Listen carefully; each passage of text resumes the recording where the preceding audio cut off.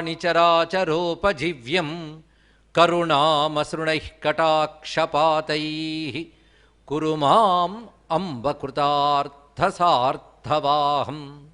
శారదా శారదాంభోజవదనా వదనాంబుజే సర్వదా సర్వదాస్మాకం సన్నిధి సన్నిధిం క్రియాత్.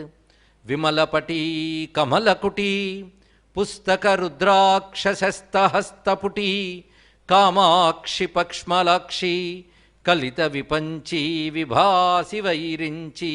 వాగర్థావివ సంపృక్తౌ వాగర్థ ప్రతిపత్తయే జగతః పితరౌ వందే పార్వతీ పరమేశ్వరౌ. నారాయణ సమారంభాం వ్యాసశంకరమధ్యమాం అస్మదాచార్యపర్యంతాం వందే గురుపరంపరాం. నమో మహద్భ్యో ఋషిభ్యో గురుభ్యో నమః.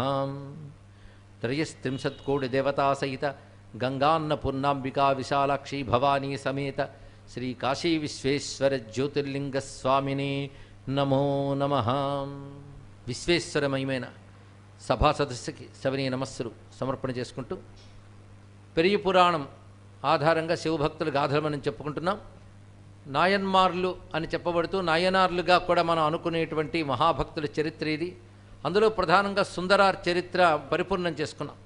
అది చెప్తున్నప్పుడే అనేక మంది యొక్క నాయనార్ల కథ కూడా అందులో కలిసి వచ్చింది. వారితో పాటు సమకాలీనంగా ఉండేటువంటి వారి కొందరు నాయనార్ల కథ కూడా చెప్పుకున్నాం. అదేవిధంగా అసలు పెరియ పురాణం అంటే ఏమిటి, సెక్యులర్ అనే రచించినటువంటి దానిలో ఉన్నటువంటి విశేషములు ఏమిటో అనేది కూడా ఉపోద్ఘాత రూపంలో స్వరూపాన్ని కూడా ఆవిష్కరించుకోవడం జరిగింది. మొన్న సంపూర్ణంగా సుందరారు పరమేశ్వరులు ఐక్యమవడం వరకు విషయములన్నీ ప్రస్తావన చేసుకున్నాం. సుందరార్ కాలంలోనే ఉన్న నాయనార్లు తమ భక్తిని ప్రకటించి తరించిపోయిన వాళ్ళు కూడా చాలామంది ఉన్నారు. అందులో వీరమిండ నాయనారు ఒకటి, అలాగే కలికార్ నాయనారు, వీళ్ళ గురించి చెప్పుకున్నాం. అలాగే మరొక నాయనారు కురుంబూరు నాయనారు అని ఒక నాయనారు.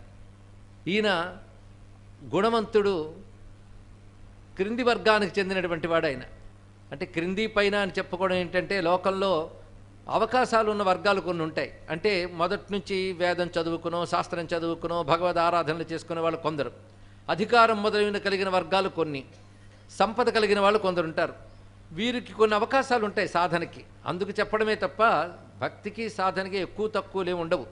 కానీ ఉన్నవారు కొన్ని అవకాశాలు ఉంటాయి ఎక్కువగా. ఏ అవకాశాలు లేనటువంటి వాళ్ళు సామాన్యులు ఉంటారు. వాళ్ళకి తగినటువంటి సంస్కారములు మొదలైన జరగవు గనక వారు కొన్ని అధికారములు ఉండవు. అలాంటి వారు కూడా భక్తులు ఉంటారు. భారతీయ సంస్కృతిలో గొప్పతనం ఏంటంటే ఒక వర్గం ఒక వర్ణం అని కాకుండా అందరిలోనూ భక్తులు ఉంటారు. అవకాశాలు ఉన్న గొప్ప వర్ణాల్లో గొప్ప వర్గాల్లో కూడా ఏ భక్తి లేకుండా ఉండేవాళ్ళు ఉండవచ్చు. ఏ అవకాశం లేని వారిలో మహాభక్తి కలిగిన వారు కూడా ఉండవచ్చు. అది గొప్పతనం అనేది భక్తి బట్టి ఏర్పడుతుందే తప్ప వాళ్ళ యొక్క అధికారాలు బట్టి, హోదాలు బట్టి, వర్ణవర్గాలు బట్టి కాదు అనేది సనాతన ధర్మం ప్రతి గ్రంథంలో మనకు చెప్తూ ఉన్నది. సెక్యులర్ పెరియ పురాణం కూడా అలాగే చెప్తున్నది.